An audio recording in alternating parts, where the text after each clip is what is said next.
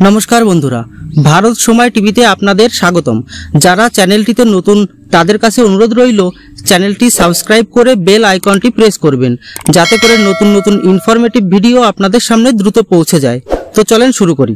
কয়েকদিন আগেই আপনাদেরকে জানিয়েছিলাম যে ব্রিক্সের প্রয়োজনীয়তা নিয়ে যখন এস জয়শঙ্করকে পশ্চিমা দেশের রিপোর্টার প্রশ্ন করেছিল, তখন জয়শঙ্কর এমন উত্তর দিয়েছিলেন যে G20 এবং G7-এর অস্তিত্ব বিপদে পড়ে গেছিল। যে ব্রিক্স নিয়ে পশ্চিমাদের বিরুদ্ধে ভারতের এত কঠোর অবস্থান, সেই ব্রিক্সেই ভারত ধীরে ধীরে দুর্বল হয়ে পড়েছে। শুধু তাই নয়, ব্রিক্সে ভারতের এই কম হয়ে যাওয়া প্রভাবকে নিয়ে চীনও ভারতকে খোঁচা মারতে ছাড়ল না। হ্যাঁ বন্ধুরা, প্রথমে স্ক্রিনে দেখুন, মিডিয়া রিপোর্টের মতে ব্রিক্সে পাকিস্তানকে সদস্য হিসাবে নেওয়ার জন্য রুশ সমর্থন দিয়েছে। আর এই খবর পাকিস্তানের জন্য যতটা সুখের, ভারতের জন্য ততটাই দুঃখের। বিগত কয়েক বছর ধরে চীন পাকিস্তানকে ব্রিক্সের সদস্য বানানোর জন্য আপ্রাণ চেষ্টা করে যাচ্ছিল, কিন্তু ভারতের কথা চিন্তা করে রুশ কখনোই চীনের এই অনুরোধকে মেনে নেয়নি। যদি কোনো দেশ ব্রিক্সের সদস্যতা গ্রহণ করতে চায়, তবে তাকে কিছু মানদণ্ড পূরণ করা লাগে।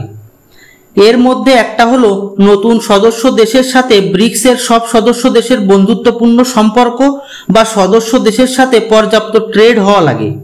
আর ভারতের সাথে পাকিস্তানের সম্পর্ক শত্রুতার এবং কোনো প্রকারের ট্রেডও নেই।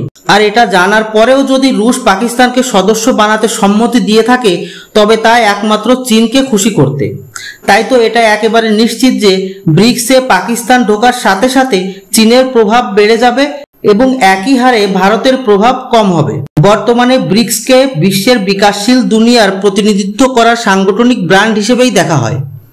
বিকাশশীল দেশের সামনে প্রতিনিয়ত যে বাধা বিপত্তি আসে, সেটাকে মোকাবেলা করাই ব্রিক্সের কাজ। কিন্তু এই সংগঠনে যখনই ভিখারি পাকিস্তান ঢুকে পড়বে, তখনই এর বিশেষত্ব শেষ হয়ে যাবে, দলবাজি শুরু হয়ে যাবে ব্রিক্সে। আর খবর তো এটাও আসছে যে তুর্কি ন্যাটো ছেড়ে ব্রিক্সে আসতে চাচ্ছে। আর যদি এটা হয়, তাহলে ব্রিক্স আর বিকাশশীল দেশের সংগঠন থাকবে না, হয়ে যাবে অ্যান্টি ইন্ডিয়া গঠবন্ধন। আর এটাই করতে চাচ্ছে চীন, রাশিয়ার ঘাড়ে বন্দুক রেখে। আর এই কাজে চীন অনেকটাই সফল হয়ে গেছে। কিভাবে, সেটা শুনুন। 2006 সালে ব্রিক গঠিত হয়, যেখানে সংস্থাপক সদস্য ছিল ব্রাজিল, রুশ, ভারত ও চীন।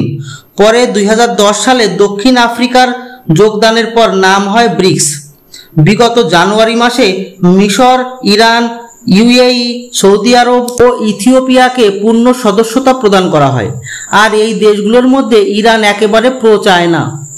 আর ইউএই, সৌদি আরবের সাথে ভারত এবং চীন দু দেশেরই সমান বন্ধুত্ব। সব মিলিয়ে রাশিয়া যেহেতু চীনের ইশারায় নাচছে, তাই খুবই কম সময়ের ভিতর ব্রিক্সে কোণঠাসা হয়ে পড়বে ভারত।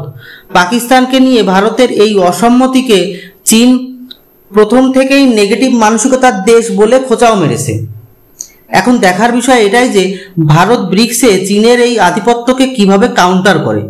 আর যদি সেটা না হয়, তাহলে কি ভারত ব্রিক্স ছেড়ে পশ্চিমা দেশের সংগঠন ন্যাটোতে যাওয়ার বিকল্প রাস্তা খুঁজবে? আপনাদের কি মনে হয়? কমেন্ট করে জানাবেন। ধন্যবাদ।